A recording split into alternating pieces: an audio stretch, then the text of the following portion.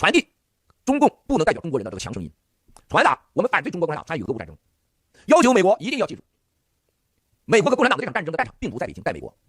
美国不挖出内部的司法部 FBI， 美国的律师事务所、法院和共产党勾兑的黑金，没有一个美国人是安全的。我们要告诉美国人，我们没有向你伸手要一分钱，我们不想要你任何帮助，只需一条：不要再支持奴役中国人民的共产党，那就是帮助我们了。我们不是让你救我们，而我们是救你美国。你们请看我们很多口号啊，这回的口号主题就是：美国要想安全，请停止支持中共。新中国联邦人向你们要的唯一的支持，就是停止对中国的经济、科技、军事的支持，脱钩。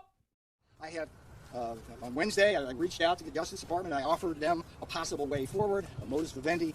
They responded with effectively the same kind of thing you'd see in Stalinist Russia or the Chinese Communist Party. And I note, interestingly, for the record, that the only two people who have been indicted on criminal charges are me and Stephen K. Bannon, and we're also one of the few people in this world that have been sanctioned by the Chinese Communist Party. This government is acting like an authoritarian government, whether it's vax mandates or this case or anything in between. My arguments. I do believe, as I stated in the courtroom, that this was a preemptive strike by the Department of Justice to prevent my civil suit from going forward, and shame on them. And the evidence of that is simply, I filed that civil suit on Tuesday, I sent them communication on Wednesday trying to offer some kind of modus vivendi, and instead of responding to that, instead of having the FBI agent call cordially and ask me to come down and go through this, whatever it is, they didn't do that. They just put the hammer down, and no American citizen should have to go through what I went through today, who is trying to do the right thing. I'm trying to do my duty to this country. I'm in an untenable position. The Constitution is on my side on this, and I'm just trying to hold that ground. And I'm up against partisans who want to weaponize Congress and abuse the tools of the. How do you feel about going to jail? Are you confident you would be safe there, for example?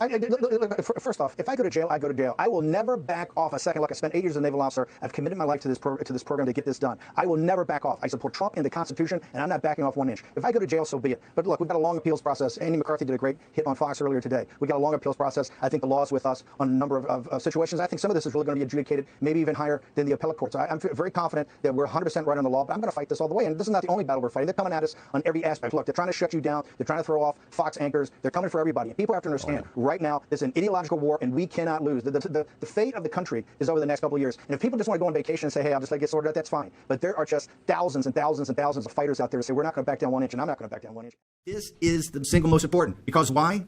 The world is not free until the Chinese people are not free. The world is not free until Lao Beijing is free. And the only way Lao Beijing and the Chinese people, this great civilization, is going to have freedom is on your shoulders. I'm honored and proud to be part of this, and thank you. The Chinese Communist Party is that, oh, the Chinese are too chaotic and too disorganized to govern themselves. We have to do it for them. Look at Hong Kong. Look at Taiwan. Look at the Chinese people in the diaspora in every nation on earth, Australia, New Zealand, Canada, the United States, France. Look at all of it. They're contributing members of society in a positive way. And that's what Getter gives that platform, to just give the message of your life every day. If you give that message, the Chinese Communist Party cannot withstand that. It puts to lie the central thesis, and it kills their legitimacy every day. Remember, all Wan Xishan does right now is worry about the legitimacy of the CCP. He understands what Mao Zedong was doing. He understands what this platform is. He understands what these new companies mean. Just continue to pound your message every day of your decency, your hardworking nature, right? Your resolve, your good citizenship. Just let people just see your lives every day on Getter and a social media platform. And trust me, next year, Beijing. And this is a great second anniversary of the new federal state of China, and I couldn't be more glad to be here. And I hope people understand that yesterday, about this time, I was in a jail cell with leg irons and handcuffs on for standing up for an important constitutional principle in this country. But I would not let that stand in the way of coming to see you, the great Miles Guo, and to be here with my brother in arms, Steve Bannon, to talk really about the importance of freeing China from the Chinese Communist Party. We must do that. And I'm here as an ambassador to help in any way I can. So happy anniversary. Happy anniversary. There's going to be many more.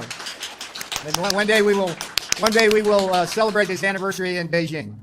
Absolutely. Thank you. Between now and next year, the third year of the anniversary of the new federal state of China, we have a lot of work to do. I urge you to be strong, stay strong, listen carefully to all the information that Miles Guo and his great network provide you, and we will prevail.